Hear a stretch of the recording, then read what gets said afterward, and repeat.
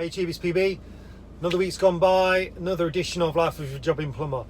It's quite a short one this week. I've got a boiler install, combi boiler install, a couple of little jobs, and then I did a backhoe bender sort of demo review on Instagram, so I've stuck that in there. A lot of people said that they didn't mind the portrait format, so see how we get on with those. A little funny video right at the end if you want to skip to that with Andy Cam. We have a look at some Untitled drills, and yeah, just to start off this week.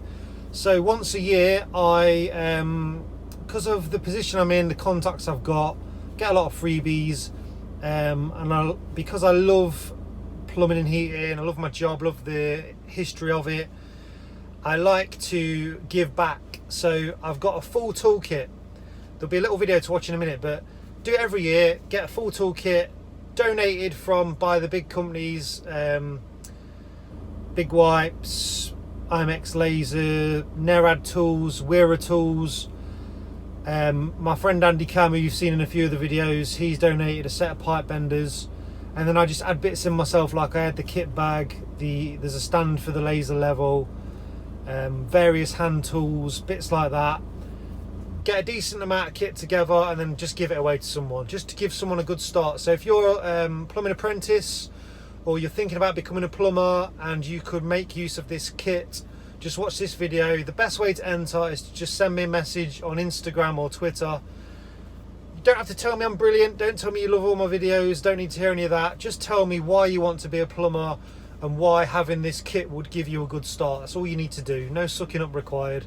Just a nice message why you think you could do with the kit, and that's all you got to do. Had about 100 entries so far. I'll just read through them all and I will pick. I'll get a good feeling. The first year a guy won it from the Isle of Man. He's now passed, or he's a fully qualified plumber now, gas engineer. Second year a girl won it. So just send me a message and see, you might be the one who wins it. Here's the video now. Hi guys, it's PB. As you all know, I love my job. Now every year I like to get a full toolkit to give away, to give someone a great start in the plumbing and heating industry. So I'm just going to run through with you what I've got this year to give away. So it's a full toolkit of hand tools there, soldering box, some Irwin Hillmore pipe benders. Now these will last you your whole career. I've got a cordless drill set from Metabo, a screwdriver set from Weira Tools, an IMX laser level and tripod, and then I've got some rare stuff like this Big Wipes hard hat. Even I've not got one of these. Now this is all kit that I would buy and use myself, so it's a really good toolkit for someone to give them a great start. And it's not just for school leavers. If you're thinking about becoming a plumber later in life, all you need to do to win this is just send me a message why you want to be a plumber, why you want to get into the plumbing and heating industry, and that's it.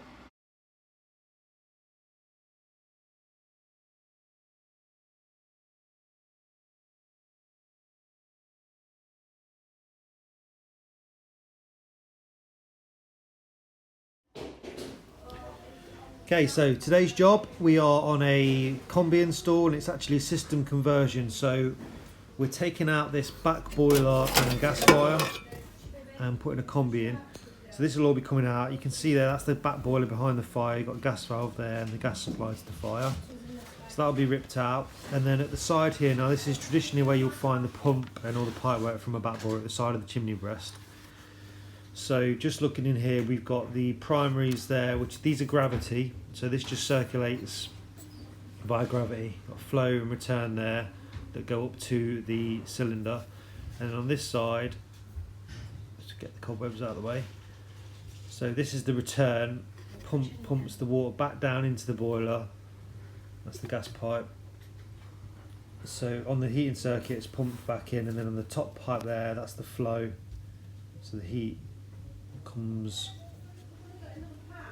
out of the back boiler up to the central heating system, and then we've got obviously the power supply there, which will all be ripped out.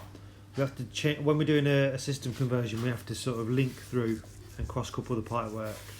So first off, we'll just get the hose on this drain cock. Now normally when you look at a drain cock like this, you think it's never going to open, but with a bit of luck it will open, and on this one it has. You can see there it's draining down. So this is the first thing we do, start draining down, then we can make a plan of what we're going to do for the rest of the day. The customer wants the boiler in the kitchen here. They're going to build a cupboard around it eventually. We've got the bathroom straight above so we can get onto the hot and the cold, and there's a radiator in the bathroom. This is the cylinder cupboard, so this is directly above, just to the right of the back boiler downstairs. So you can see there we've got the primaries, flow and return, and then you've got the cold feed and vent that go up to the tank above there. And then this side we've got the hot and cold, and then the cold feed into this cylinder. So there's a drain cock there. That one didn't work, so we've had to put the hose in, and we're siphoning off the contents. So I've just took the tapping out of the top of the cylinder, cut the hot, that's the hot feed, and my hose is down to the bottom of the tank there. So that's just siphoning out now, emptying the contents of the cylinder, so we can rip it out.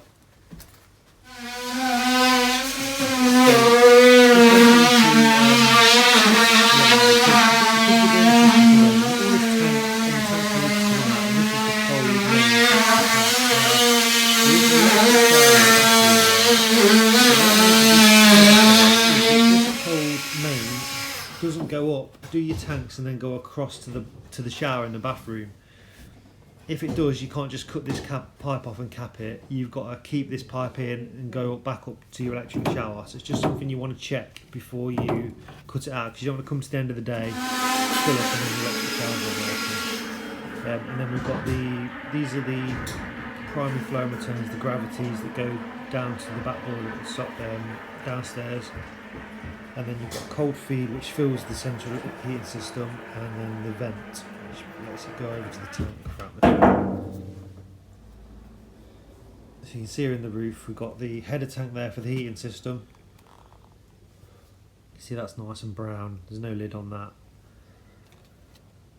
That's all coming out, and then we've got the cold water storage system, which feeds the copper cylinder downstairs, which gives the hot water.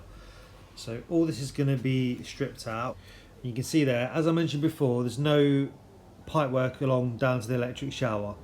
That's where you would check. You'd normally see a pipe laying across the top. So you can see there we've drained the water content. It's just down to the level of the tap-in on the bottom of the tank. So we've just got to carefully now get these tanks out of the roof. Careful not to spill any of this water that's left in. So just show you there, all the tanks are gone, all the pipework's been removed, and we've laid down the insulation back down. Really hot up here today. So we've removed all the pipework at the side of the back boiler, and you can see there I've put some new pipework in. So we've just cross coupled the flow and returner that came from the boiler. It's got it all black all over my hands. That's what I've stripped out there. There was a non-return valve, anti-gravity valve, on the flow to the radiators to stop it circulating on gravity, so you've got to make sure if there's one of those you take it out. These pipes are going to come out as well in a minute. That's the gravity flow and return up to the cylinder. And then this is the cylinder cupboard, so this is the two pipes that remain in. That's cupboard. The flow and return to the upstairs heating circuit. So that's what I've just shown you downstairs. We've cross-coupled, and that's just linked through the whole system. So now when we get T into the flow and returns under the bathroom floor, that will start working. And you can see there I've took the gravity pipes out. So the new boilers here, we're fitting a Baxi 630 combi, MagnaClean micro filter, and we're going to do a MagnaCleanse flush, and then we've got a TP1 Danfoss control, that's Boiler Plus compliant. Got the rear pipe kit with the boiler, so we can take the pipe straight up behind the boiler. Now I just want to show you this using my laser level. One, to hang the boiler, so we can either choose to hang the boiler with the level with the bottom of the cupboard or the top of the cupboard, depending on what they're going to do. The customer's actually going to build a cupboard around this boiler at the end of the job, so we're going to try and line it up with the top of the cupboard, as you can see there. So I've got my jig on the wall, my template on the wall to part the boiler up, and we're using the laser there to make sure the level of the boiler's correct.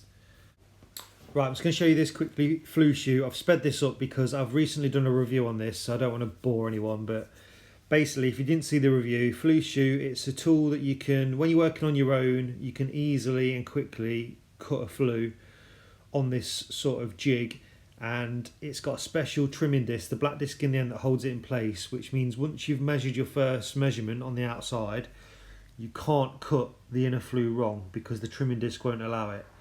So you'll see there, just pop the disc in. You can choose the length if you want anything to stick out proud, depending on what boiler you're working on, and that just holds it in place, and then you can whip it off with a hacksaw, and then you know then you can't cut it too short or too long. So yeah, it's just a really useful tool, especially when you're working on your own, to hold the flue in place while you're working on it. You don't need one, but it is a good addition to your toolkit, and they're about 50 quid. So you can see there, I've got the boiler on, lined up perfectly with the top of the cupboard there. And we've got the rear, the flues all in, and then we've got the rear pipe kit. So you've got my copper tails sticking up there, which come from underneath the boiler. You can make those pipes yourself, but it's just a lot quicker, and they're specially made for the boiler. So you can see there, we've got the gas pipe cored out. We've got a copper sleeve on there, 28mm sleeve over a 22mm pipe, and then we've just got the PRV to connect. So with the laser level, you can see there, I've used the laser level, 1 to set my clips, and 2 to make sure my pipe work's all nice and neat. Although the boiler is going in the cupboard, I'm not sure if they're going to be boxing the pipes in. So I like to make the pipes always, depending on if it's in a cupboard or if it's on show, I just like my pipework to be nice and neat. And the laser level really makes it easy to get your clips in and get your pipes all nice and straight. You can see there we've got the condense pipe. Now a lot of people commented on my Instagram saying, why is your condense pipe going up? And that's because we're nowhere near a drain, it's the other side of the door, so we're going to be fitting a condense pump at the bottom there, which is that flexible hose, and it's just going inside the white overflow pipe. So you can see that's connected now. Now we've got to wire it up. We've got a live neutral and earth there, we've got to get to the boiler through the programmer, and then wiring in the condense pump. So to do that and make it look neat, I'm going to be using some mini trunking. I'm just going to show you the way I cut my trunking. So mitre block, set square, steel rule, and a hacksaw, and a tape measure, and that's about all you need. So I've got another new tool to show you, Pika Dry pen. It's like a automatic pencil, comes with this holder with the sharpener in the end. And I've seen a lot of people use these and rave about them, so I thought I'd try one. I've just bought this the other day, I'm just trying it out, but so far I'm really impressed. So it's like one of those marker pens that marks on anything, but it's a retractable lead, and you can refill it as well.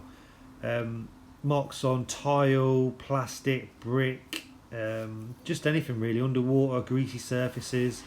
So I'm just trying that out at the minute. I'll let you know what I think to it. So we're going to be wiring this up now. I'm just going to run through with you first the wiring for the boiler. So we've got the top 2 of the switch connections, and then we've got earth, neutral and live. And you'll see there the live would normally go in to the block here, but I've connected it on this Wago connector and split it with these 2 black wires, and that's the emergency sort of cut out on the condense pump. So what happens is, if your condense pump has got a problem with it, it's overflowing or it's blocked, the live feed gets broken, so the boiler can't keep running and condensing, so there's no more condense into the pump. So I've got a MagnaClean Micro 2 on this system.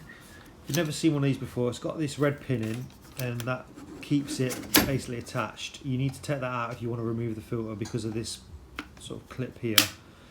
So we'll just pull that off, and then onto these connections, using our adapter, we can plug this connection on there, and that leaves us our 2 camlock connections ready to run the MagnaCleanse, because we're going to be magnetic flushing this system out. So you can see there I've got my hoses on, and they go down to the MagnaCleanse, and we're ready to fill the system up.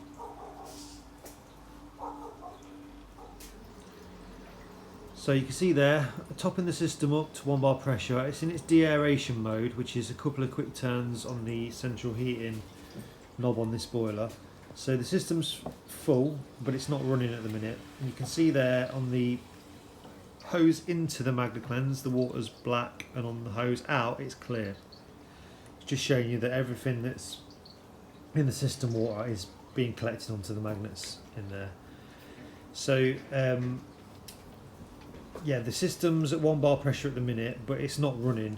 So what I tend to do before I run the system is check that nothing's leaking before I run it. So you can see there all the pipework's full, checking for leaks before we start the boiler actually running.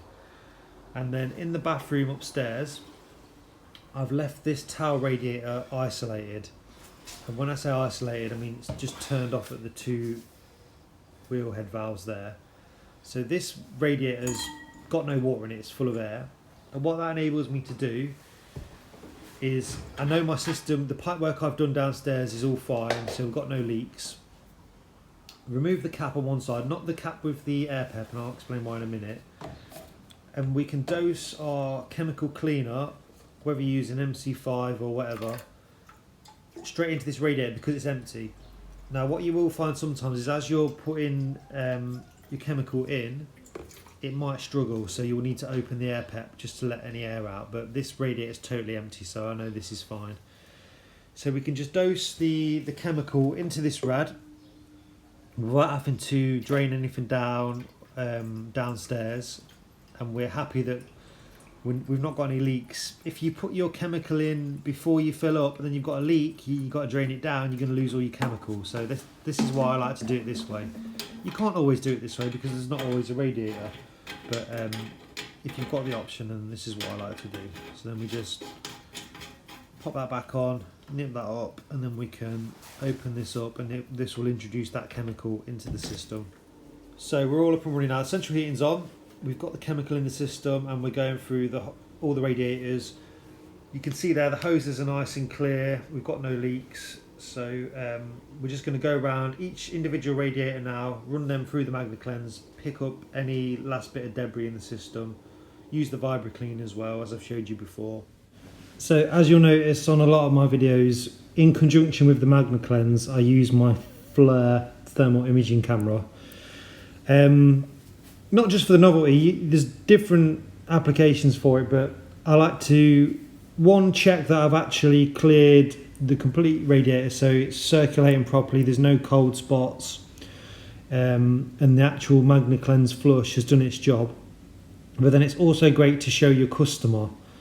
A little bit of technology impresses them. It's, you know, when you've finished your MagnaCleanse, you take the magnets out and you show them the sludge, it's all well and good, but actually showing to them what's happening inside the system, explaining why you've done it, it's just a nice little touch. So the only downside is obviously the price. Now I know you can get some smartphones, like the Cat phone has this built in, but I use the Flare One Pro. It's just a little add-on, you plug it into your iPhone. Great for things like this, monitoring the system, finding blockages in pipes, bits like that. But yeah, this is just showing you the heat. Obviously you've got the flow there's on the right hand side, and then it's distributing, and we check that it's just flowing all through the radiator with no cold spots.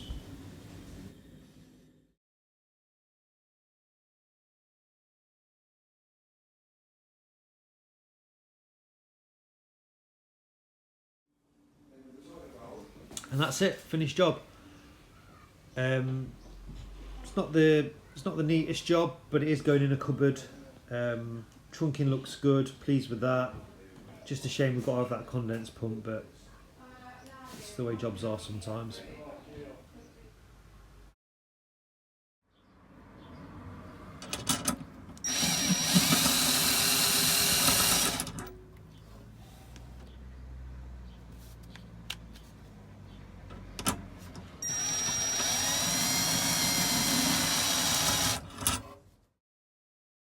Just want to show you guys this because a lot of you won't have seen this, and I'd not seen this until recently, but this is, to me, looks like an open fireplace. But if you look behind, I don't know if you can see it, you probably can't. Behind this open fireplace is a copper heat exchanger. So basically, it's a standard fireplace with an ash pan underneath, so you burn solid fuel on it, sticks, coal, logs, whatever. And it heats up the water in a copper heat exchanger behind it. and then by gravity that goes up to heat your standard cylinder in the cupboard upstairs, and the pipe works in the boxing at the side here.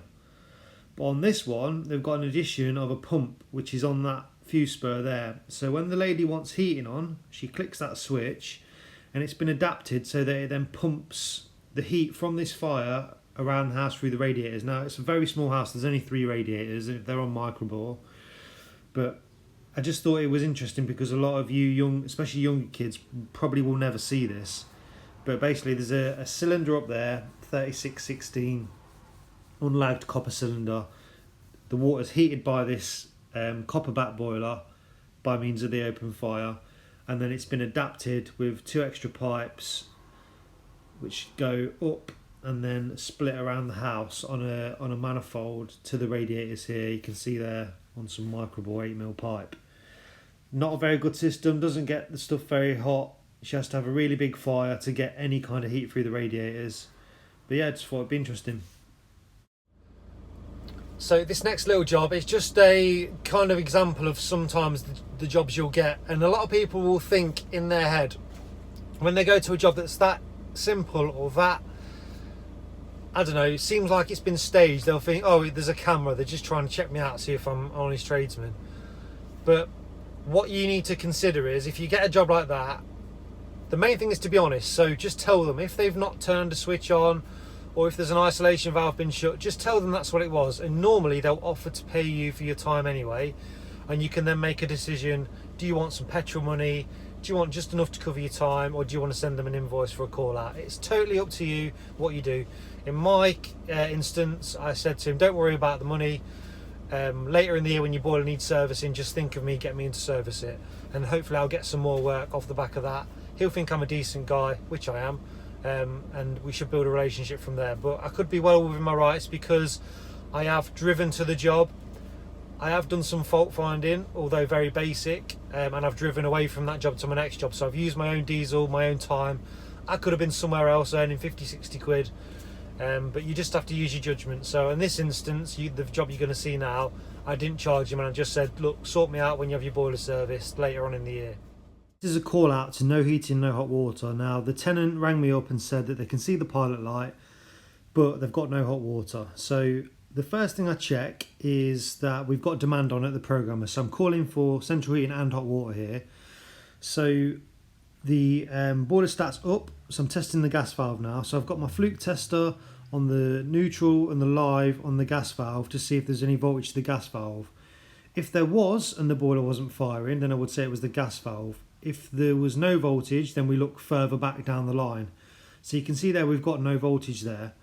So then I want to check the incoming main on this block here. So I've got neutral and live there to see if there's any actual power coming into the boiler from the programmer or the room stat or whatever sends the switch live to the boiler. And we've got nothing on that either. So then I'd look at the side of the boiler, follow this cable back, and someone switched off the spur. So flick that back on, boiler fires up, and it's that easy. The trouble with jobs like this is, although it's easy, you got to think now, do I charge the customer? Because I've not really done anything, and you've got to work out whether you want a relationship with that customer or you just want getting paid. Hey, how's it going? It's PB, latest PB TV. Today we're going to be looking at the 600 series backhoe pipe bender. Now this is it here. You've probably seen a lot of this on my Instagram feed lately, just been practicing with it, trying it out, seeing what it can do. So the first thing to say about this is, it is a tool that you don't need, but you're probably going to want. And the best example I give you for that, I went to a tool fair last year, I think it was, in Ali Pali with my mate Ian, IRB Heating. And we went to the backhoe stand and the guy showed us what it can do, and they had things set up with all different kinds of bends like this. He gave us a quick demo and we were really impressed the fact that you can do a 180 bend with it and how easy it was. But then we were walking around and we were saying to each other, yeah, it's good, but when would we use it? When would you need to do that kind of bending? It's not that often you need to do stuff like that. So that's where I'm coming from. It's the kind of tool that, yeah, you can do some cool stuff with it, but are you ever going to do that with it in the real world on real jobs? And the other thing to say about it is it's never going to replace your normal pipe bender. Now the benefits of that, the backhoe one, is you don't need any of these formers, 15 and 22, which you need with this tool for it to work. But you can do 15 and 22 with this one tool. So it's never going to replace this, because they don't make a 22mm one. This doesn't do 22mm pipe, so you're still going to need this. So it's another reason why you don't need it, because you're still going to have your Hillmores or whatever benders you use.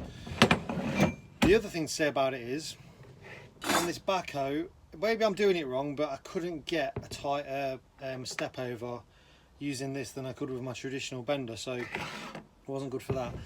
So we'll look at the things on it. It comes with a little tie there that holds it together so it's not flapping around, and then you've got this arm here. Now there's a fixed, see that there?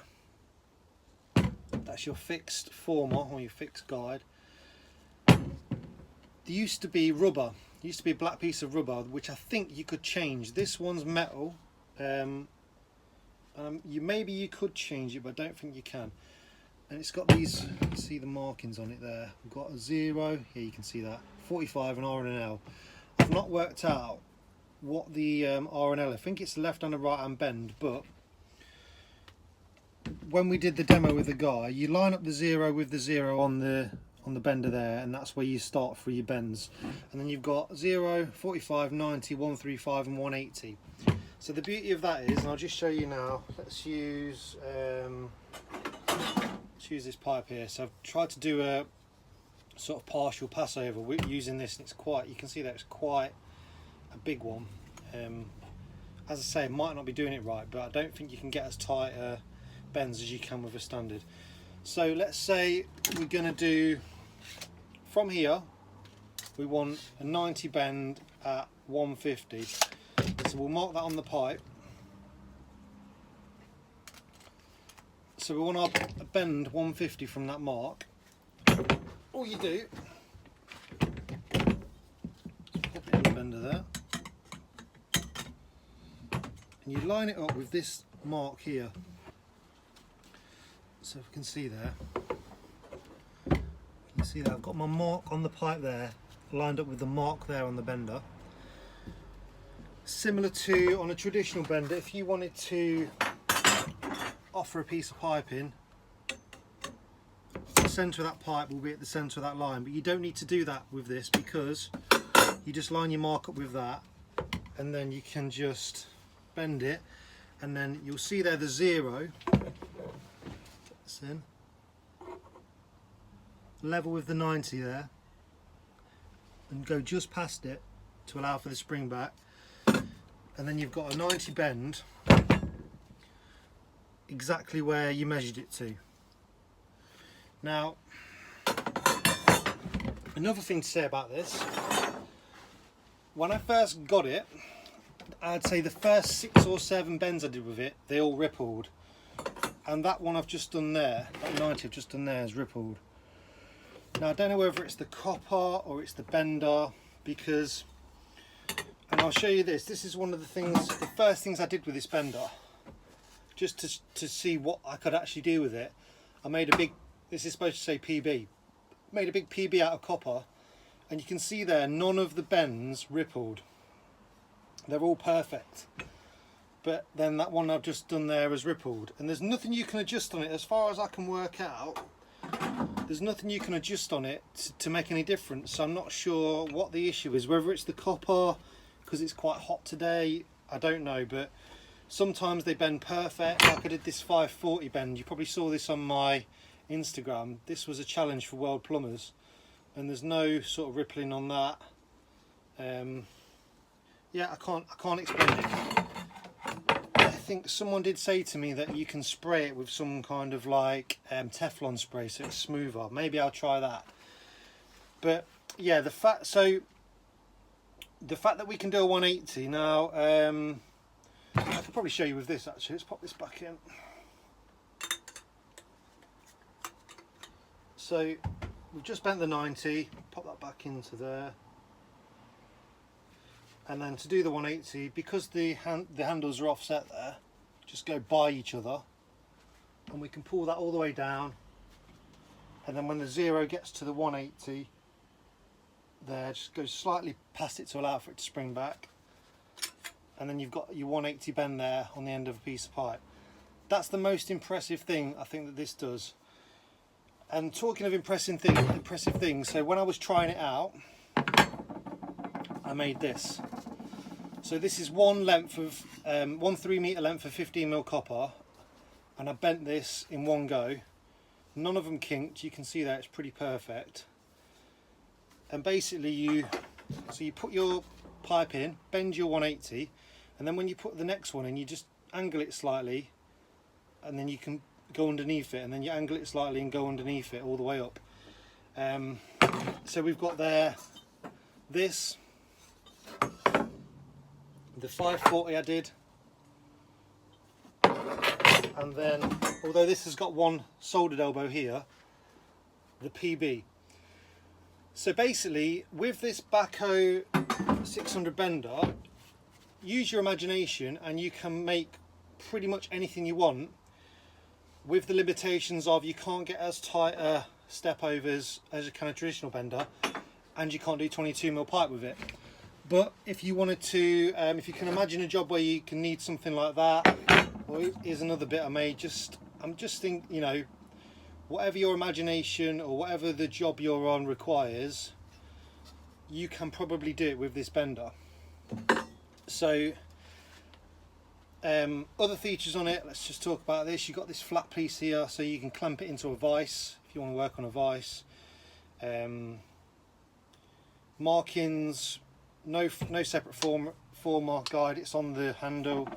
Ergonomic, it's quite light, obviously it's lighter than the standard benders, and then you've got this little attachment there to keep it together in your van. So it's a handy little bit of kit. Now the major downside is you just can't buy them. I've seen these at tool fairs, the last 3 tool fairs where it's been sort of a plumbing related show, they've had them. When it's not a plumbing related tool fair, they don't tend to keep them. When they do have them there, 70 quid show price. But I think the list price, or what you would pay on the internet, is probably double that, 150 quid. They're not worth 150 quid to you because you're not going to use them that often. But they're really hard to find. If you Google them now, if you go on eBay now, you won't find a set of these for sale. I don't know, you'll have to ask Backhoe. But I, after seeing these the first time, I got home and I was thinking I should have bought them, because I wanted to see what I could do. I wanted to, you know, and there might be a situation on a job where I do need to do something like this. So I just thought for 70 quid to have on the van when I do need them, or when I want to do something like that, then yeah, they were worth it to me. So yeah, that's it. That's the Backhoe 600 series. You've seen what they can do, the kind of things you can do with them. You just got to work out now whether you actually think they're worth buying, and if you can actually find a pair to buy. Hope you found this video useful. Check out my other Instagram TV, PBTV stuff, and yeah, have a great weekend. Hi guys, PB. I'm here with Andy Cam. Say hello, Andy. Hello, Andy. Today we're looking at the new brushless drills from Metabo. We've got the combi drill, and we've got the, I didn't say you could touch it, impact driver. Now you'll notice they both take the same battery, and we've got the wheel here on the front. Now this offers different speed settings for the drill. Sorry, I've got to take it, mate. Oh, sorry. Hello? Yeah, sorry. I'm here with Pete. You know, Pete. PB Plumber, you know, of social media. What do you mean you don't know who he is? Anyway, I've got to go because he's looking a bit niggly. So, yeah, ta-ra. See you, bye. That was a bit rude, mate. Who was it? Your mum.